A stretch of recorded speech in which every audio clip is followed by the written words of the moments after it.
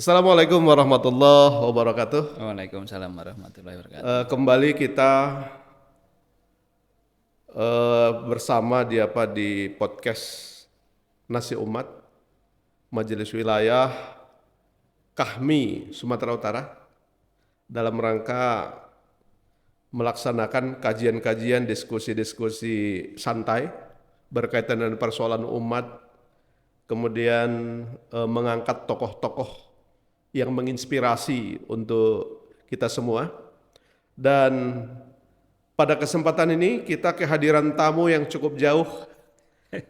Jauhnya itu sampai melampaui pulau kan gitu ya. Dua kali naik pesawat. Dua kali naik pesawat. Beliau adalah Bang Basit Cinda SKM. Selamat datang di podcast kita, Bang Basit. Selamat datang. Assalamualaikum warahmatullahi wabarakatuh. Waalaikumsalam warahmatullahi Salam wabarakatuh. kenal, salam sapa kepada sahabat semua Kahmi Sumatera Utara. Baik. Ya, dari kami mewakili teman-teman Kahmi Bangka Belitung. Baik. Beliau adalah Ketua Umum Majelis Wilayah Kahmi Provinsi Bangka Belitung, ya Bang ya. Ya. Apa hajat ini Bang? Kenapa sampai kalau bahasa pelayaran nih terdampar di Kota Medan, kalau bahasa udaranya ini landing di Medan. Apa cerita ini Bang? Oke. Sebenarnya Kota Medan ini tidak asing bagi saya karena sejak 5 tahun yang lalu saya setiap tahun minimal sekali sudah datang ke Medan. Dan tahun kemarin saya 2 kali ke sini. Apa keperluannya? Ngurus kerjaan saja. Kerja ya? Iya, cuman kan dulu belum kenal sama abang.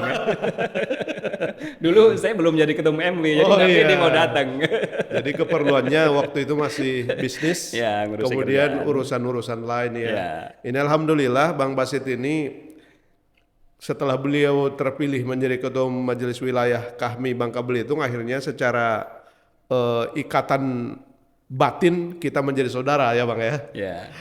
Baik, terima kasih atas kehadiran Bang Basit ya di podcast kita. Bang Basit, ini ada satu kebiasaan di podcast kita.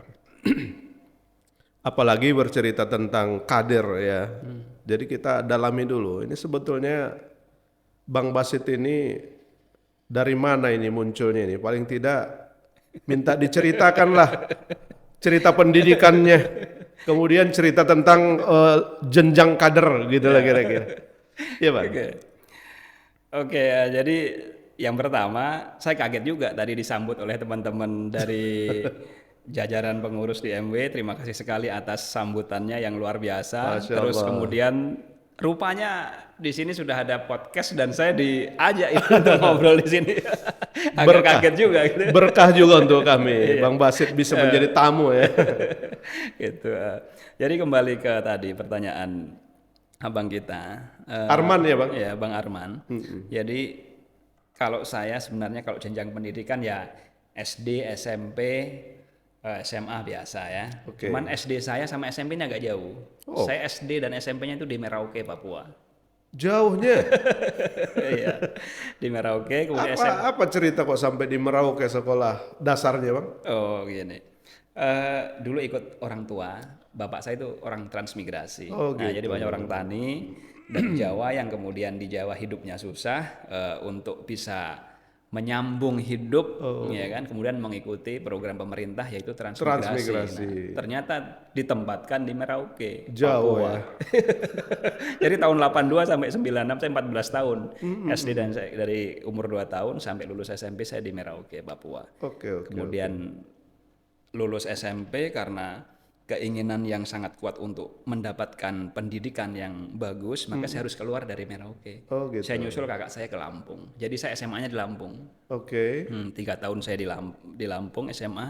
Alhamdulillah ya mungkin agak sedikit cemerlang, saya masuk UI, diterima di UI. Di UI. Di Universitas Indonesia Jakarta, Depok. Kemudian saya kuliah di sana. Ini mirip-mirip cerita apa ya? Apa itu yang Laskar Pelangi apa ini? Dasarnya ada di Merauke, kemudian SMA-nya ada di Lampung, kuliah di UI. malah kuliahnya di UI ya. Ya, kuliah di UI. Kemudian sekarang menetap di Bangka Belitung. Sekarang di Bangka Belitung ya. Dan berkarya, kemudian beraktivitas menetap di Bangka Belitung. Cerita kaderisasi Bang. Cerita kaderisasi tentang saya di kader bagaimana?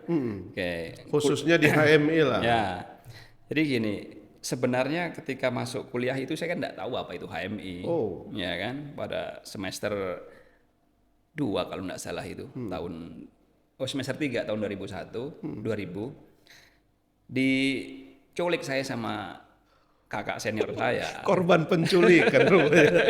Katanya, yuk kita jalan-jalan ke Puncak Bogor ya kan, ngapain ya, jalan-jalan aja kan, kalau itu kan hari Jumat ya kan, Sabtu kita nggak kuliah ya kan, Jumat sore siang diajak, yaudah pokoknya biaya naik kereta, naik angkot semua dibayari, pokoknya jalan-jalan aja. Rupanya sampai di sana ternyata ada kegiatan, saya kira pengajian apa ini kan, ya pokoknya ikuti aja ini.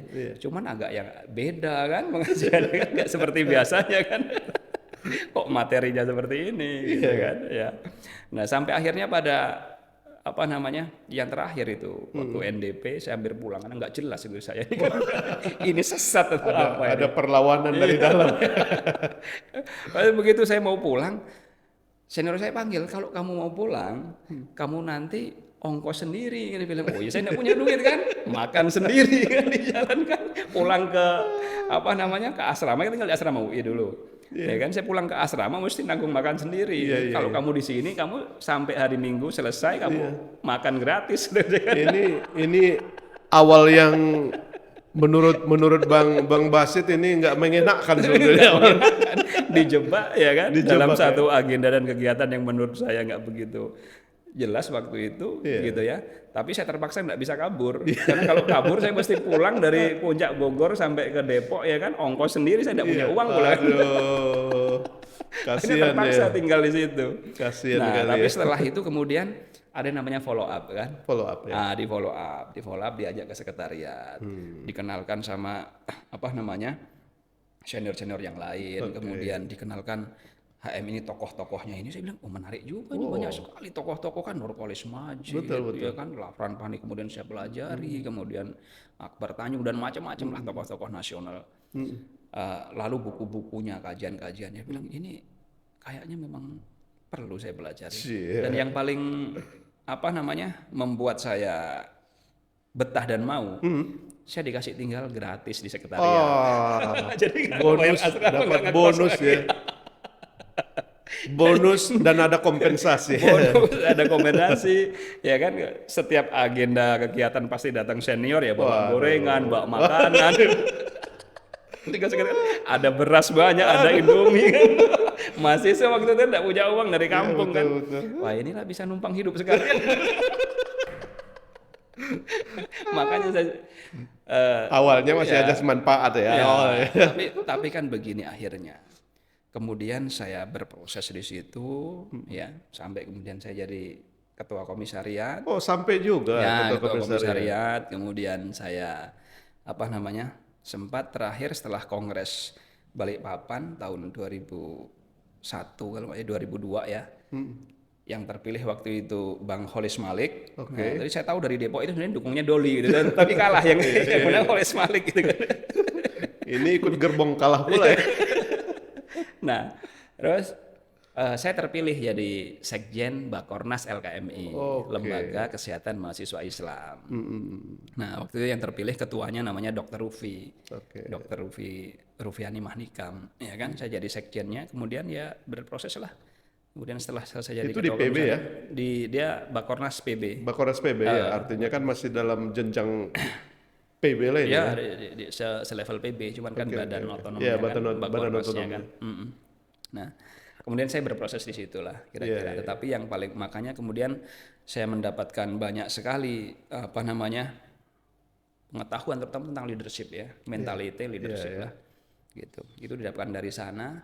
Yang sebenarnya tidak hanya itu. Saya menganggap HM ini bagi saya adalah ibu kandung kedua. Masya Allah. Karena selain dia mengisi tentang pikiran, Intelektualitas. intelektualitas kita, mengisi tentang mentalitas, Mental ya. keberanian, jejaring, tetapi dia juga mengisi perut saya. Luar biasa.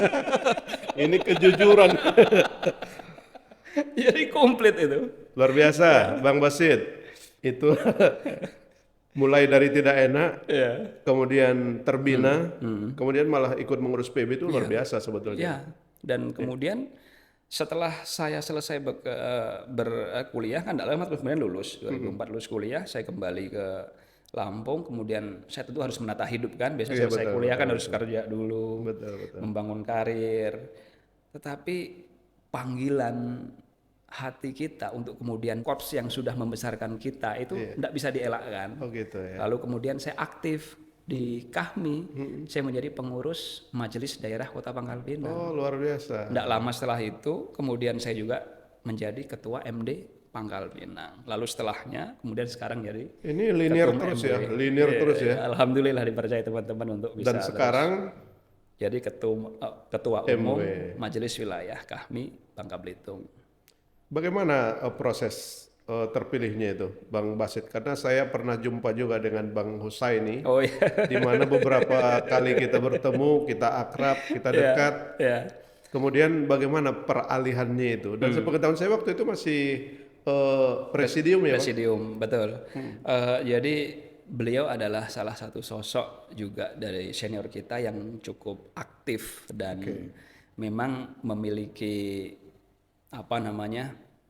darah juang kalau menurut saya, karena dengan kesibukan beliau seorang dokter spesialis tapi masih mau juga ngurusi hal-hal seperti ini, masih menjadi aktivis gitu ya. Tetapi dan di semua tempat setiap saat jumpa saja.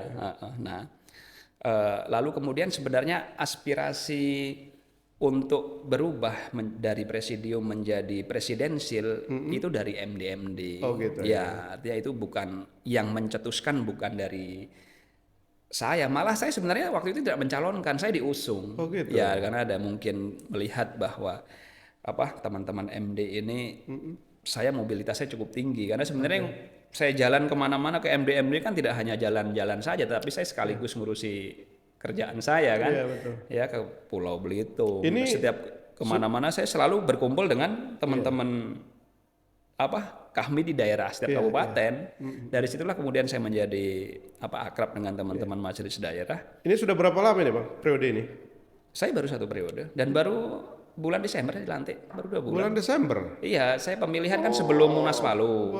Ya, sebelum Munas Palu terjadi muswil, peralihan dari kepengurusan sebelumnya ke saya. Kemudian belum dilantik, sudah ada Munas kan. Betul. Nah, pulang selesai dari Munas, baru saya dilantik. Gitu. Berarti jadi masih baru. Masih pemain baru kalau kita di MW Provinsi sudah 2 tahun nih, Bro. Kita masih junior lah. Iya, Bang. Ini junior pun tapi pasti ada sesuatu yang besar nampaknya sehingga Bang Basit ini dipilih menjadi ketua umum di sana. Bang, apa saja program unggulan yang relevan di sana, di Babel sana? Karena di sana kan sepengetahuan kita kan zona pertambangan misalnya kan. Kemudian zona ekonominya itu pariwisata atau barangkali perkebunan. Kalau untuk MW sendiri, apa program unggulan berkaitan dengan ini, Bang? Jadi gini, kita melihat interest dari setiap kader, ya kan, kebutuhannya itu seperti apa. Saat ini yang menjadi interest dan konsen para kader adalah masih di kepemiluan saat ini. Oh gitu. Ya kan? Ini momen menarik kan? Momen 2024. 2024 ya kan. Kemudian tentang komisioner dan sebagainya ya kan. Nah, ini kita lagi menata itu. Gitu ya. Kemudian kalau program-program kayak misalkan kewirausahaan dan sebagainya ya kita tentu dorong, ada beberapa kader-kader yang memang punya arah dan minat ke sana, ya kita kuatkan seperti itu. Dan macam-macam yang nanti di bidang politik kita akan dorong untuk memberikan pembekalan supaya bisa lolos dan bisa menjadi anggota-anggota DPR dan sebagainya. Memperkuat positioning yang sudah ada, kemudian mendorong kader-kader yang belum mendapatkan posisi yang strategis. Kewirausahaan. Ini masalah kewirausahaan, begitu Abang sampaikan masalah kewirausahaan. saya baca-baca kurikulum PT Bang Basit ini ternyata kuat betul ya di apa ini di dunia usaha ini ya.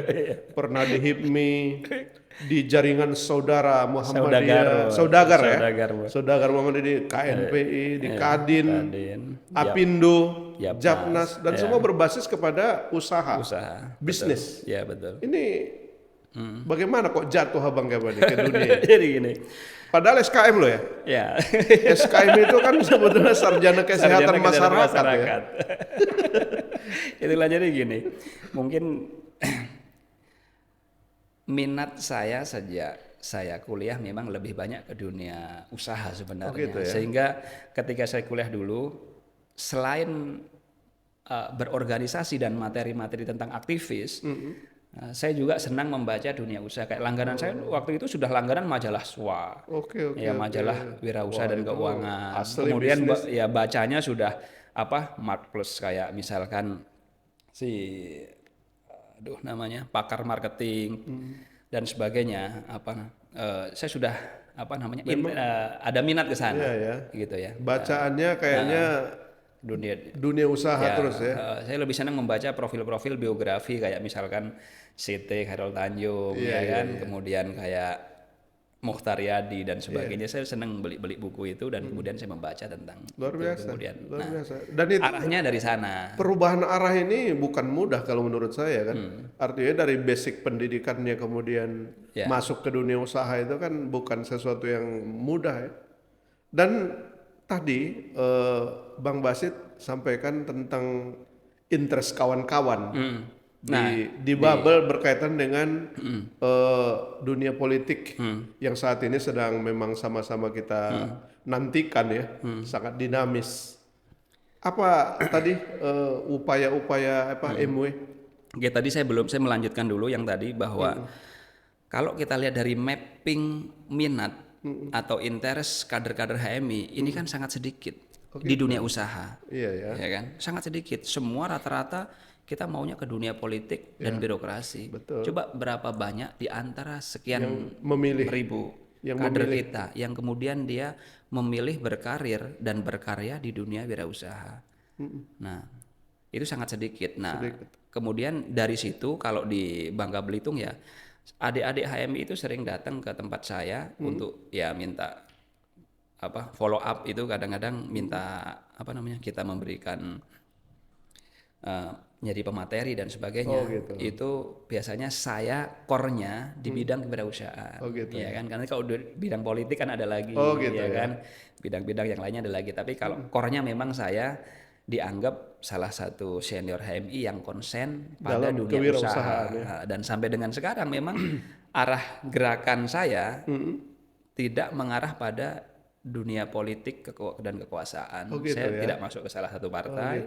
Saya tidak kemudian aktif main di sana. Saya masih konsentrasi selain di dunia usaha untuk menghidupi diri saya, juga saya aktif berkhidmat dan mengabdi kepada Kahmi. Tapi Abang masih menyentuh juga ya aspek menyentuh itu karena gini ya. Sampai HMI ada tadi tidak bisa lepas dari situ. Sampai ada saya dengar tadi Abang mau mendirikan akademi. Iya, jadi kan gini, tanggung jawab moral saya sebagai seorang ketua umum adalah bagaimana bisa juga mendistribusikan kader, menata kader pada ruang-ruang publik. Ya kan? Nah, ruang-ruang publik yang saat ini ada dan diminati adalah tadi yang seperti itu, yang sekarang tersedia, dan itu kayaknya sih kita tidak terlalu sulit untuk bisa mendistribusikan dan meletakkan kader di sana, yaitu kayak misalkan kayak tahun lalu saya jadi tim sel Bawaslu, sekarang saya jadi tim sel KPU, tim sel KPU Provinsi Bangka Belitung, dulu Bawaslu kan. Kenapa saya mau, sebenarnya itu kan repot juga, ganggu kerjaan saya, tapi ini bagian tanggung jawab dan memang perintah dari senior-senior kita di Jakarta. Sudah Sid, kamu jadi tim sel untuk mengawal kader dan adik-adik kita supaya bisa duduk di situ. Tentu ada semua ada apa namanya? Ada peraturan prosedur SOP yang harus kita ikuti. Bukan berarti mentang-mentang kader lalu jadi kan tidak seperti itu. Gitu. Harus melalui mekanisme yang benar seperti itu. Dan memang Abang membuat apa itu ya, kurikulumnya Nah, kemudian ini sebenarnya gini. Saya tidak boleh masuk in charge mengeksekusi yang saya sebut akademi kepemiluan tadi, karena saya posisi sebagai tim sel. Betul.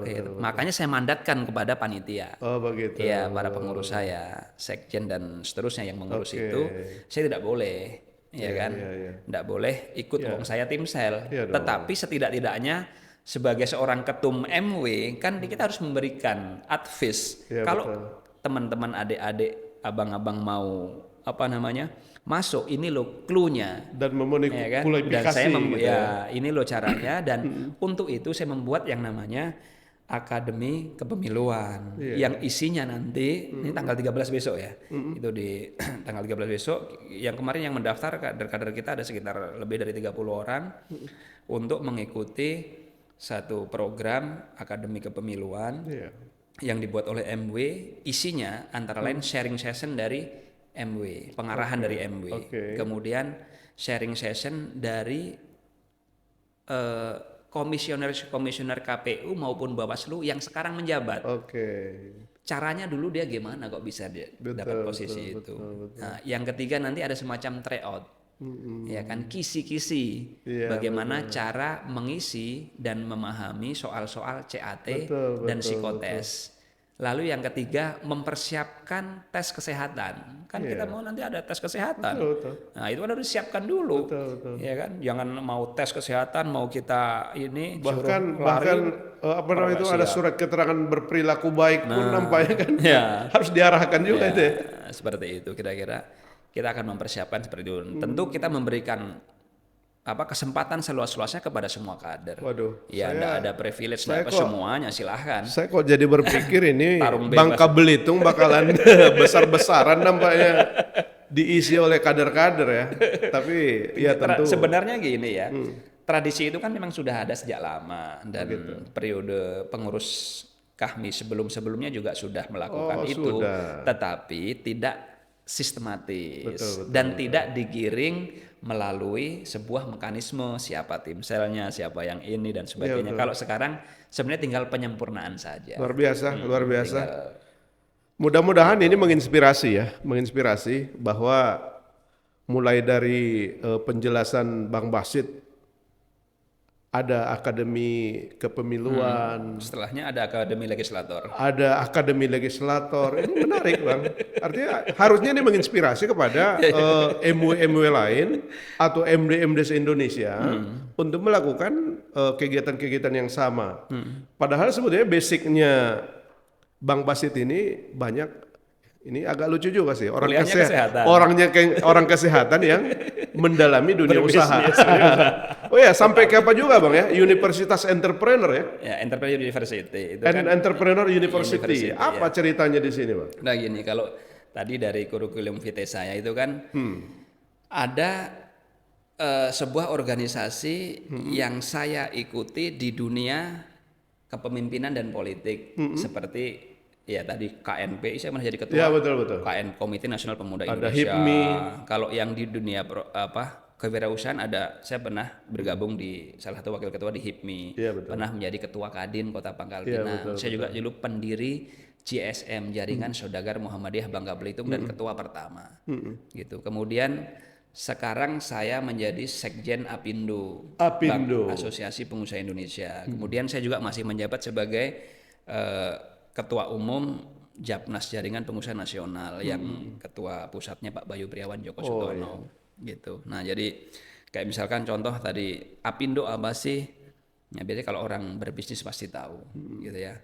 Asosiasi Pengusaha Indonesia itu adalah satu wadah berhimpunnya para pengusaha yang secara undang-undang diberi kewenangan untuk bersama-sama pemerintah menetapkan salah satunya adalah UMP atau UMR. Saya punya kerangka berpikir bahwasannya orang Bangka Belitung ini paling tidak di zamannya Bang Basit ini ada gelombang besar yang akan dimunculkan. Pertama, gelombang aksi dalam kepemiluan, kemudian gelombang dalam kewirausahaan.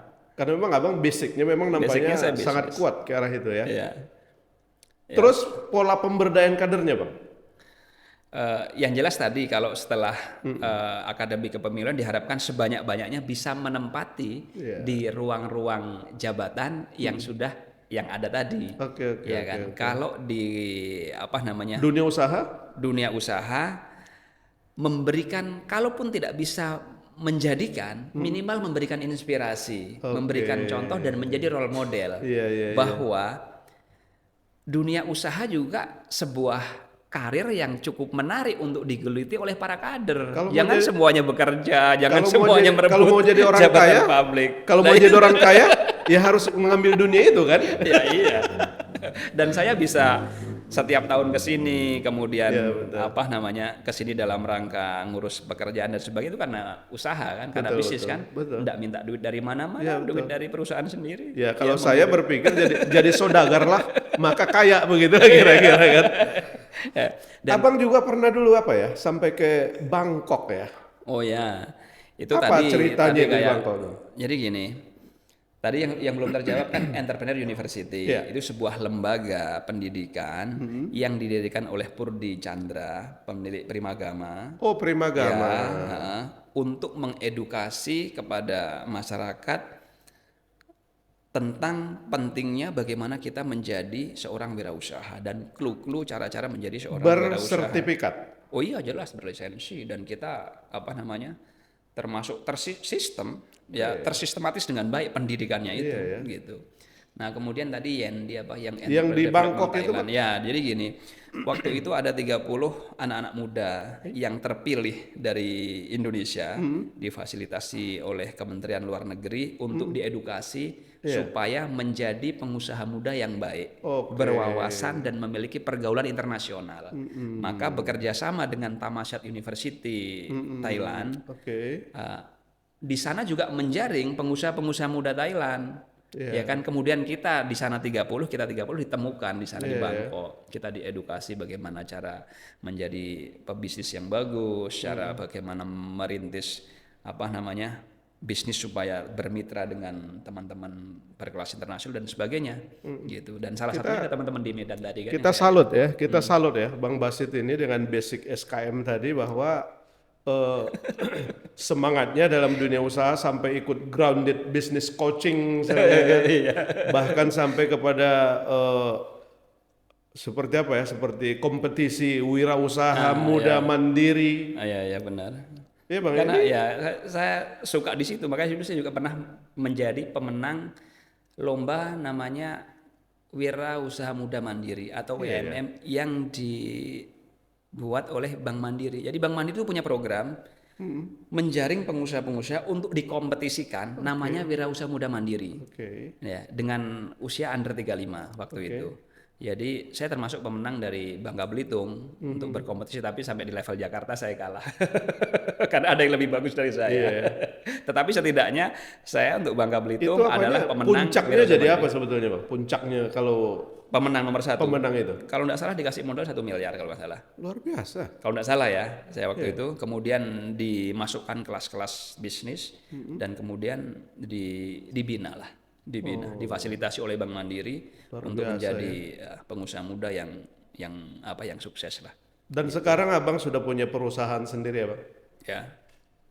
Ya itu saya rintis sejak 13 tahun yang lalu. Apa dunia usahanya itu? Kalau backbone atau core bisnis saya sekarang di dunia advertising. Alhamdulillah setelah kita menjadi market leader di Bangka Belitung, kita sudah masuk wilayah Sumatera kayak Sumatera Selatan, Lampung, mungkin kemudian Bengkulu, dan tahun inilah kita masuk ke Jambi. Di Sumatera Utara sudah mulai digarap? Mungkin ini dalam rangka lihat-lihat. Ya tentu karena karena Bang Basit juga sudah sampai di Sumatera Utara, kita juga di sini sudah masuk dalam ranah keluarga dalam organisasi, tentu akan sangat enak barangkali untuk berkomunikasi dalam pengembangan dunia usaha di Sumatera Utara ini. Ya, saya kira jejaring kami ini kan luar biasa ya. Kalau saya melihatnya ini crazy network. Iya, Jejaring yang luar biasa. Kita mau main di sisi mana? Di kami ada semua kan. betul. Dari mulai paling atas sampai ke bawah. Semua lengkap. Dari mulai cara paling kiri sampai cara paling Semua kanan. lengkap. Semua lengkap. Dan sekarang yang menang adalah yang bisa baca peluang ya, Bang. Nah itu. Apalagi peluang nanti pesta demokrasi kan. Aduh, itu banyak berseliweran ya, Bang. Coba. Itu uang Nanti berhamburan. yang mau bikin kaos, yang bikin apa backdrop atau sejenis apa ini, Iya. sepanduk segala Iya. macam ya, Bang. Iya. Bendera. Ya makanya gini, kalau saya cerita sama teman-teman di sana ya, kalau di Bangka itu ada istilah tanggok. Tanggok itu apa ya? Nanggok. Kalau orang menjadi tim ses, ada caleg di sana kita nanggok, di sana minta ada buat, di sini minta, ya kan? Tetapi di Bangka Belitung, orang yang penanggok sesungguhnya itu sebenarnya adalah saya. Oke. Penanggok profesional. Iya ya. Orang yang ditanggoknya itu dia tidak merasa ditanggok, Iya. ya kan? Saya yang menanggok Kita malah menggunakan cara kesannya profesional. menawarkan jasa ya. Iya, kan jasa, ya kan? Padahal ini bukan uang kecil kan? Iya betul. Iya. Kalau Bukan 10-20 dihitung-hitung, juta, dihitung-hitung besar juga. miliaran. Ya kan? Nah, makanya sebenarnya gini, teman-teman di kader-kader HMI, potensi network itu luar biasa. Iya. Pertanyaannya adalah bagaimana mengkapitalisasi network ini menjadi sebuah sesuatu yang memberikan value kepada kita. Itu yang kurang bisa dipahami dan bisa dikerjakan. Kita banyak mendapat pertemanan, jejaring, network dan sebagainya. Setelah bernetwork terus untuk apa? Oh, iya. Setelah kita kenal dengan Bang Arman, setelah kenal mau apa? Iya. Silaturahmi. Impact dari silaturahmi apa? Kan harus ada sesuatu, ada value added. Iya. Dan juga produktif lah. Ya, iya kan? Nah, harus ada gitu. Iya, Nah, proses mendapatkan value added dari sebuah silaturahmi dan jejaring ini yang kemudian tidak banyak dioptimalisasi. Iya ya. Kalau bahasa ininya ya dikapitalisasi, tetapi mengkapitalisasi ini kan dengan cara yang benar, Betul, gitu loh. betul. Dengan cara yang benar. Nah makanya ini yang kemudian seharusnya kayak teman kader-kader setelah dia kenal ini, kenal itu, mampu melakukan ini dan sebagainya. Terus apa? Kok masih banyak kader-kader yang kemudian dia masih katakanlah agak susah hidupnya, agak kurang beruntung dan sebagainya. Padahal Ruangan lebar sekali untuk digarap ya, Bang. dunia potensi Aduh, dan Masya kalau saya melihatnya ya itu bisa jadi uang semua itu. Ini perspektif pengusaha memang semua jadi uang ya. Iya, tapi kan harus opportunity hunter. Iya. Iya kan, kita mengejar opportunity. Luar biasa Bang Basit. Agak sedikit mengarah ke kegiatan-kegiatan kita. Ini kan informasi bahwa Abang baru dilantik nih ya kan. Baru dilantik di MW. Yang melantik siapa waktu itu Bang? Bang Doli. Bang Doli ya. Itu kan Bang Doli berjanji kepada saya. Ya, saya pilih Bang Doli tanpa mahar asalkan nanti waktu pelantikan hadir. Oh gitu. Itu cerita ke Palu, kita mundur ke Palu. Ini kalau sudah cerita Munas lah begitu kan. Apa yang Abang rasakan waktu Munas itu? Munas ini kan ajang reuni. Ini silaturahmi. tanpa mahar pula, ngeri kali ya kan? Oh iya. Saya memberangkatkan Berapa 28, yang berangkat itu 30-an, tetapi yang saya berangkatkan dengan uang pribadi saya. Oke. Saya beli tiket 168 juta. Wah, Cash cash ya. dengan uang pribadi saya. Cek ke Pendum dan sekjen saya. Ya, untuk berangkat ke sana. Iya. Ya, sampai di sana. Sehingga sampai di sana kita bebas menentukan pilihan, tidak terikat dengan kontrak sejak awal. Kan gitu. Nanti Belum tergadai lah. Ya, belum tergadai lah. Sampai di sanalah baru kita ketemu, melihat visinya dan sebagainya. Ya, saya berikan ruang kepada semua kader untuk menghubungi masing-masing kandidatnya. Oh, gitu. Iya kan? Tentu ada misalkan, tapi kalau waktu itu ya sudah memang karena Bang Doli itu di Bangka Belitung sangat-sangat mengakar ya. Iya, betul, bahwa titipannya tidak hanya di level MD dan Kahmi, bahkan cabang dan komisariat tuh pakai pesan sama saya. Bang, tolong titip abang Bang Doli ya katanya kan. HMI loh, cabang komisariat loh. Nah, artinya kan mungkin beliau karena rajin silaturahmi dan turun ke bawah.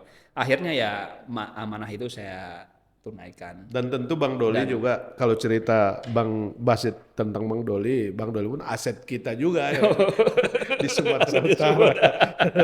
Dan yang lain-lainnya lah ya tentu ya. Iyalah. Tetapi itu kan hasil dari kolaborasi lah, dan saya melihat Munas di Palu itu kan berjalan juga dengan sangat baik, teduh ya.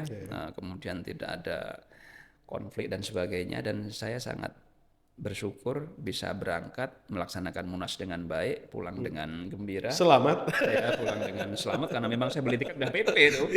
Mau saya beli tiket langsung PP. Ya, tetap pulang selamat dan bergembira. Lalu yang saya lihat adalah benar-benar mencerminkan dari kondisi bangsa bahwa HMI ini dia bisa masuk ke semua lini, ya kan?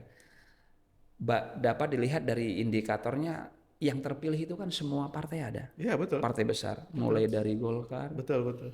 PDI, Nasdem, DPD. Gerindra, DPD-nya, kemudian Demokrat, ya kan? Iya, betul. Ada berapa? 7 yang berbasis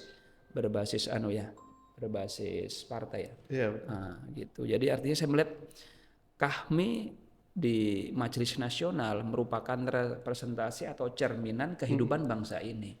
Bahwa warnanya bangsa ini memang seperti itu, tercermin dalam KAHMI. Dan KAHMI dengan heterogenitas warna-warna tadi bisa berhimpun dan berkumpul teduh bersama-sama ada di Majelis Nasional. Artinya kan itu representasi dari semua. Iya, betul. Ya kan? Semua yang ada. Makanya ini, tidak homogen kita kan, benar-benar heterogen.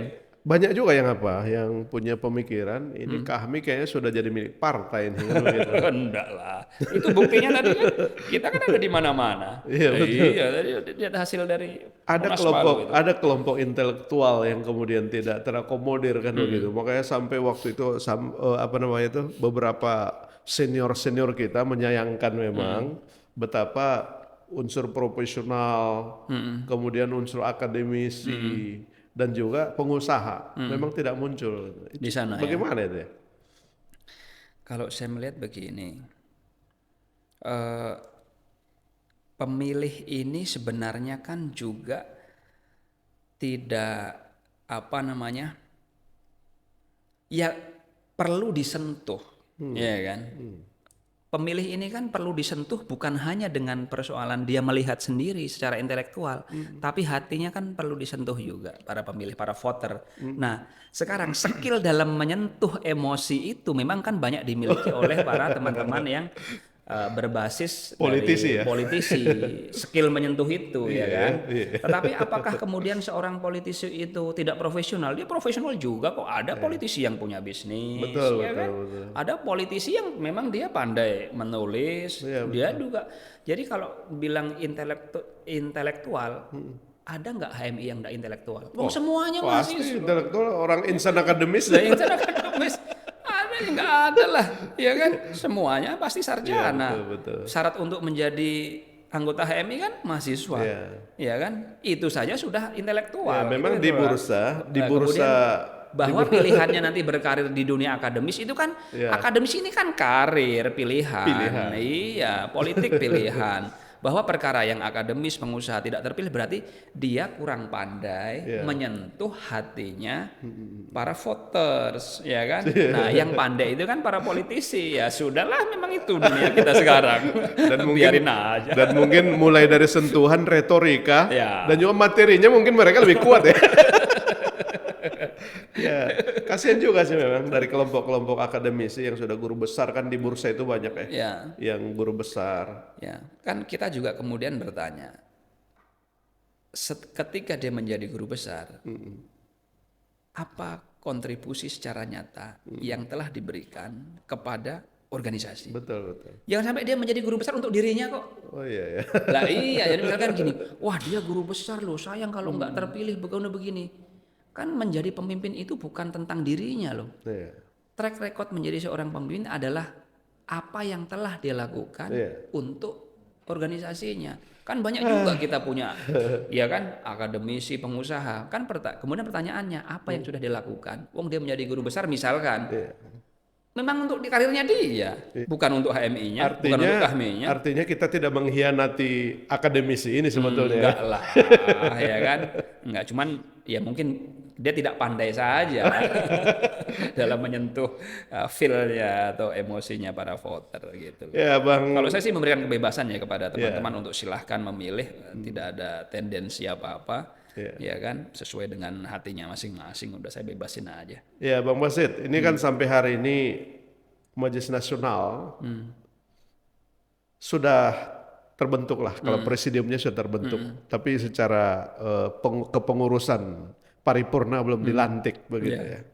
Apa yang harusnya Bang Basit sampaikan kepada ya tentu senior-senior kita di Jakarta? Oke.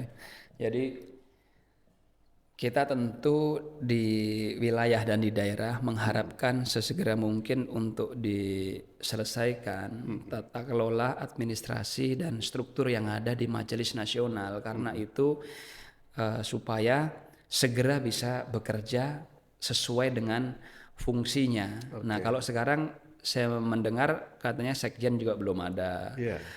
Korpresnya atau ketuanya belum ada. Ya misalkan kayak dari Medan kan ada Romo, Bang Doli, ya kan, Bang Saan, kemudian Bang Herman Hoirun, kemudian yang dari NTT. Dari NTT ada Bang Yohan. Ada Karsayuda dari Kalimantan. Karsayuda, ada Bang Abdullah Puteh dari Aceh. Ada Bang Tomo. Kurang satu lagi siapa deh? Mana itu lagi? Ya lupa saya satu lagi. Nah, ya segeralah ya kan abang-abang kita untuk bisa segera menyusun kepengurusan, siapa mungkin ketuanya atau korpresnya, kemudian sekjennya, kemudian dilantik ya. Dilantik apa namanya?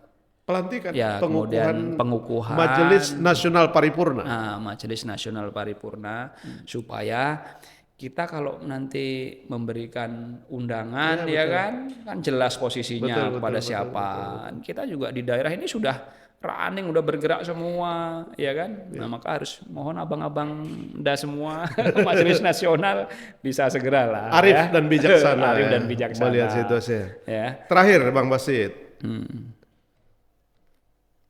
Dunia politik sedang berdinamika hari ini. Sikap kita kader misalnya, bagaimana cara menyikapi dinamika politik yang sedang menggelora ini, Bang? Ya tentu kita harus punya jiwa negarawan, yang pertama. Yang kedua, jangan membuat hoax dan menyebarkan hoax ya, menyikapi persoalan secara bijaksana, arif, dan jangan mudah terprovokasi. Ya, betul. Saya kira itu yang paling penting. Kalau perkara pilihan kan kita sudah punya ya hati masing-masing lah, kita udah tahu lah ya. Cukup dewasa berdemokrasi ya. Apalagi kader-kader HMI ini kan sudah tertempa dengan bermacam-macam proses, dinamika dan macam-macam benturan. Kita sudah dewasa lah menyikapi itu. Nah, mudah-mudahan justru kita mengharapkan kader-kader HMI Kahmi menjadi lokomotif dalam berjalannya demokrasi yang lebih elegan dan elok. Luar biasa. Eloknya itu yang penting ya kan. Agar demokrasi Indonesia berjalan dengan elok. HMI menjadi lokomotif ya kan, demokrasi yang elok. Luar biasa Bang Basit. Kami merasa terhormat Bang Basit menyempatkan diri di podcast Nasi Umat, Majelis Wilayah Kahmi Sumatera Utara. Semoga apapun yang kita diskusikan malam ini bisa menginspirasi. Saya pastinya sudah mendapatkan bahwa bagaimana Bang Basit kuat dalam pemberdayaan kader di Bangka Belitung dalam urusan politik dan juga akademi kepemiluannya. Ya, dan juga akademi legislatornya, dan juga di kewirausahaan dan dunia usaha juga sangat kuat. Dan kita berharap di Sumatera Utara juga kita terinspirasi dengan langkah-langkah yang seperti ini. Baik hadirin, sampai di sini bincang-bincang kita dengan Bang Basit Cindah, SKM, Ketua Umum Majelis Wilayah Kahmi Bangka Belitung, dan kita akan bertemu pada podcast berikutnya. Demikian, assalamualaikum warahmatullahi wabarakatuh. Yakusa, yakin usaha sampai. Tos, minum dulu. Bismillahirrahmanirrahim.